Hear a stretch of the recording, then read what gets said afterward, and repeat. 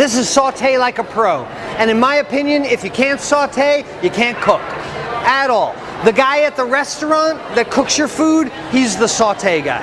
It's the fastest, quickest, easiest one-dish way to get dinner done.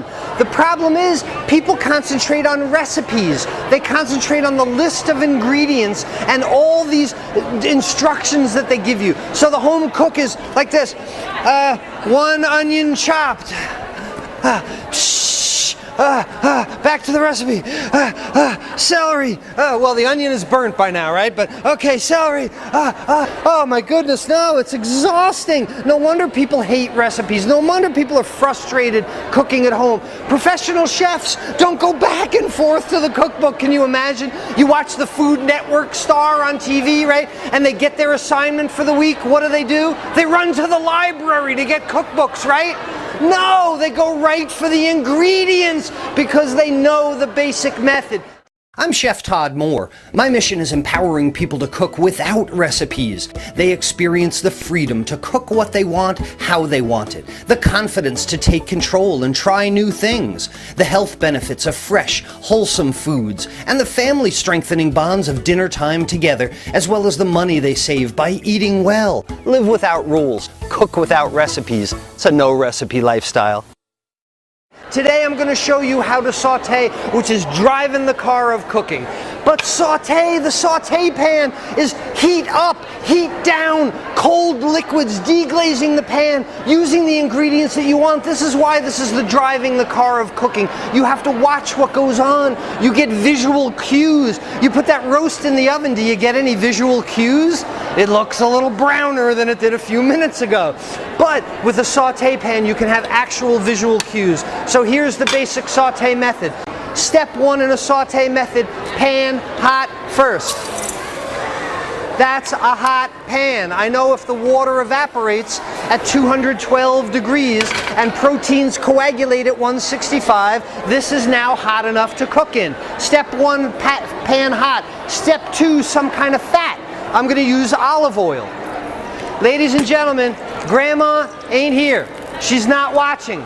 There's a big difference between deep frying and sauteing, all right? So as you can see, I've put, maybe a tablespoon or 2 of oil in there, barely enough to coat the pan. Step 1, pan hot. Step 2, some type of fat. Step 3, fat hot. You want to heat this fat until just before it begins to smoke. Chicken breast is our protein product. Chicken breast has a show side. That's where the skin was. That's a nice, smooth, pretty side. And it has a no side. That's where the tenderloin is. That's the ugly side. Show side's going up on the plate, so the show side goes down first in the pan. First thing I notice about my chicken breast is it starts to turn white around the edges, right? We've all seen this. That's the coagulation of proteins beginning. That's our stiffening and shrinking. And after a certain amount of time, to speed things along, I'm going to take it out. And look what's left in the pan.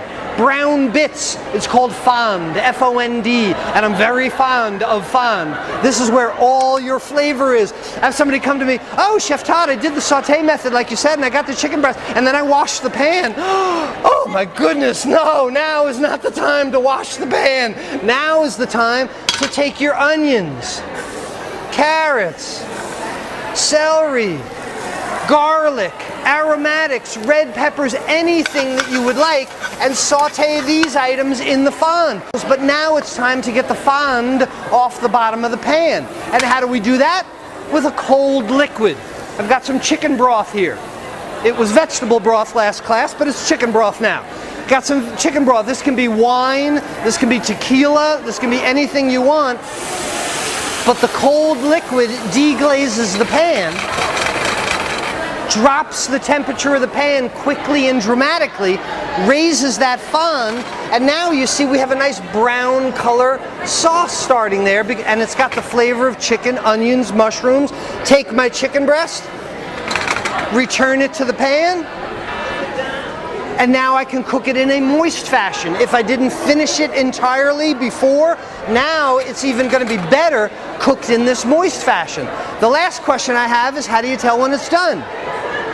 You take out a knife and you gash it in the middle and you look inside, right?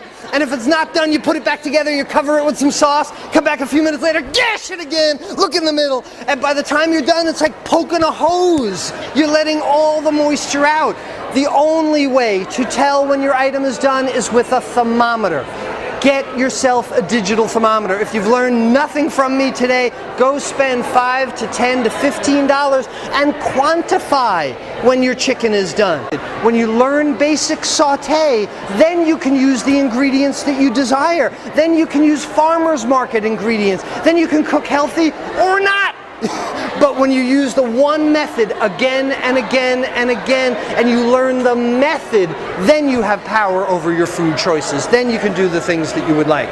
And before I forget to tell you, if you would like a free online cooking class, all you have to do is send an email to freeclass@webcookingclasses.com. And before you leave, take a card, freeclass@webcookingclasses.com. I thank you for your time and attention. Come back in 10 minutes or so, I'll be ready again. Thank you.